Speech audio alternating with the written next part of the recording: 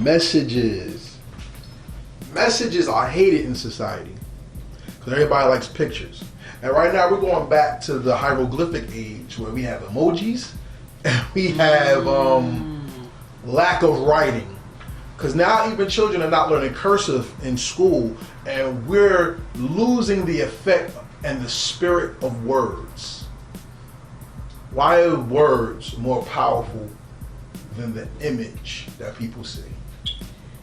I had a few shows about words where we actually went through the dictionary to try to understand the meaning behind the words. And I think it's very important for us to understand words because there's power. Like, imagine just throwing around the word love, right? There's so many different aspects of what love means. And if you actually look up the definition of what love means, then you'll be like, maybe I won't say that I love somebody. Maybe I won't say that I'm in love with somebody, because you'll understand the gravity of what you're saying. So words are very important, and I don't understand why they're taking it away from us, because a lot of people haven't been aware that their word is powerful, but you are building things every day with what you speak, especially in your own life. If you continuously speak negatively about yourself, for example, I can't do this. And if you understand what the word can't means, can't actually means dictionary word as contradict. So let's just substitute can't with contradict. I contradict, right? That doesn't actually fit in a sentence properly, right? So if you think that it sounds kind of weird to say I contradict, then remember that's what you sound like when you say I can't. So if you understand what you're saying, then maybe you might not say it as often. And I believe that we should be more of slow to speak and quicker to listen. And maybe you'll understand a little bit more. So that comes with experience, and in a world where youth is celebrated and maturity is a byproduct of life. We're kind of backwards. No, not kind of. We are backwards in life. Because when I hear things like youth is wasted on the young, and when I hear things like y'all old, so y'all understand nothing, or that's old school, we don't really fully understand the gravity of understanding experience and meanings. What do you mean by be the difference? And then what is be the difference stating at the same time? I think that when you say be the difference, it makes you feel like, okay, that's more impactful. Like I have to, now that I'm saying it, I have to actually do that action of being the difference versus being the change, like, right? Because you don't want to really necessarily change anything, but you want to be the difference. You want to inspire people. You want to leave that much of a mark in someone's life, or you want to leave that much of an impression in someone's life where not only does it last for that moment, but it carries out. So being a difference means that you're going against the grain. You're going against what's the norm. And usually what the norm is nowadays is just to conform to what everybody's doing, which is sometimes not positive.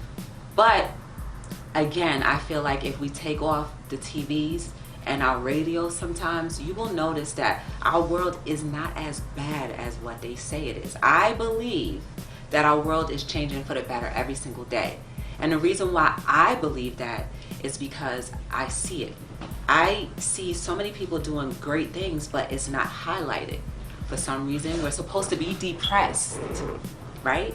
So just remember, the more you invest your valuable ears, your eyes, and your speech in things that are not positive, or things that will edify your body or your spirit into a higher level, then the more you will be depressed, right? So now it's time for us to elevate ourselves, come out of that depression. Depression is a byproduct of American society, mainstream society. And the reason why I say that is because depression is the biggest moneymaker in this country besides death and addiction. So when you're being the difference, the meaning that you're telling everybody is don't conform to the norm. And conformity is the killer of nations. Yet,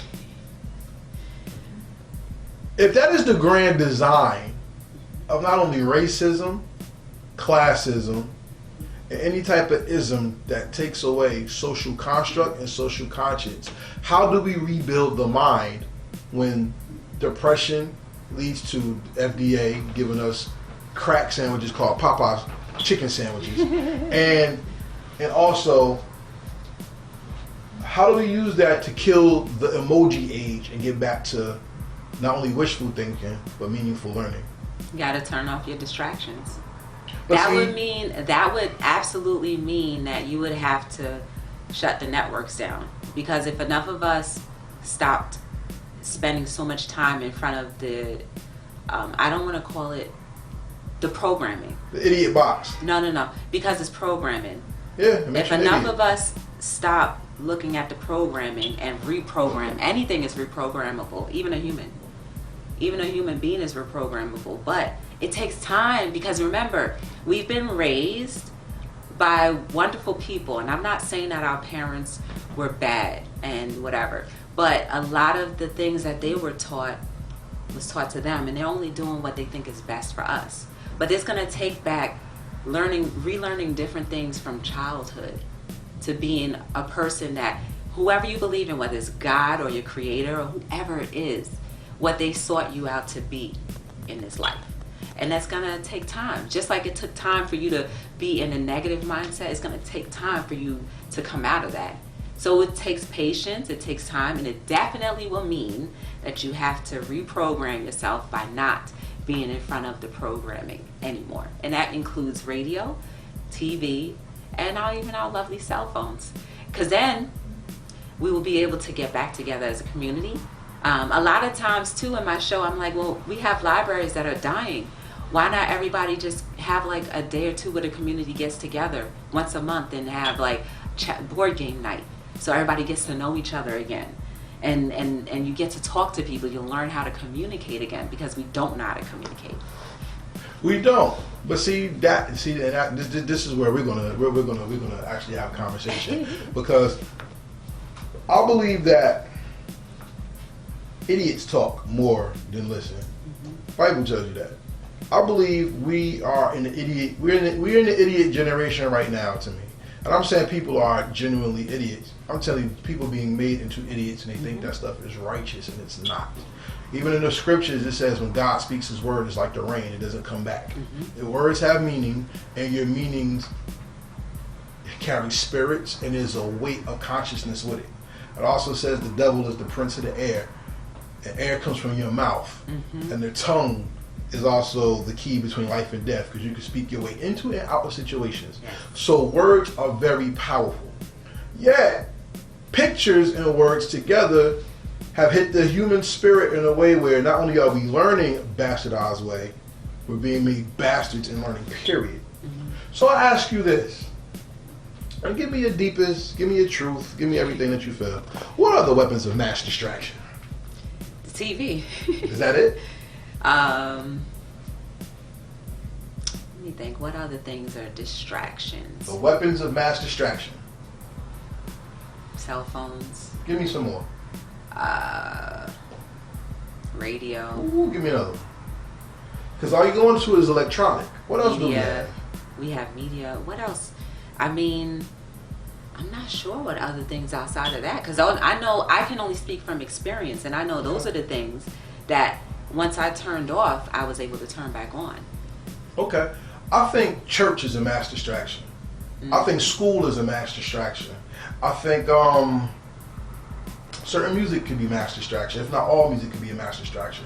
Because whenever anything takes you away from the power of self and you depend on it, like addiction, like you said, your shirt, it kills the integrity and the growth of the person, the mind, the body, the spirit, the soul, and the emotion that comes from the experience. So the mass distraction is anything in my eyes that takes you away from you. The first addiction everybody is addicted to, well, I'll put it like this. There's only two gods that touches people of color every day. The God that rules your appetite and the God of death. Because unfortunately, we hear and see and are entertained by violence and death so much, it's a norm. And everybody greedy to look at the Popeye sandwich, which I'm disgusted by. Only to find out they was dipping it in crack and Are you serious? Yes, and they were injecting certain chemicals in it to see how they affected the human population. Because I've never seen people fight over a sandwich before, and it has 70 grams of sodium, 70% sodium. So all that salt affecting your brain doesn't help you process. It also draws out moisture. We're not getting too deep on here, but my last question for this part of the interview is this. The word is the key to life. Mm-hmm. And the imagery is the key to the idolatry. You say we turn these things off, but the picture has more of a lasting impact than the word. How do we make the words last longer without pictures? Reprogram, keep talking it. Keep talking it, keep talking it, keep talking it, keep talking it. And it's funny you should say that about the food. Like, I don't watch TV. So when this whole Popeye thing started, I didn't know what was going on. I just kept seeing the challenges on YouTube because I'm on YouTube often now. But I'm a vegetarian. Shout out to you. So I try my best to be a good vegetarian, but I feel like there's no way, and I'm gonna keep it short, there's no way in the world that they can make so many chickens and cows and all these other things every day to feed the billions of people that go to McDonald's, Wendy's. So therefore I said, I think I'll be a vegetarian. And they say they also say that they do stuff to, you know, to the plants and stuff. I'm like, all right, fine, but there's no blood, so I'm good with that. And at the end of the day, that's why I'm going to tell you on camera, I love you. Because that's one of the things I always said. How many cows in the world, and you got all the fast food restaurants, and don't even forget the fast food restaurants. How about the mom and pop restaurants? Oh, yeah. And then how about the mainstream restaurants? And then the specialty chefs? And I'm telling you that I never went to Planet Cow, and we're not kidnapping cow people. But the funniest thing is, to end this thing off was, I saw somebody mix a hybrid of a lamb and a pig. We got a Pam. A leg. It is very disgusting. I'm not eating it. Shout out to you though for your change.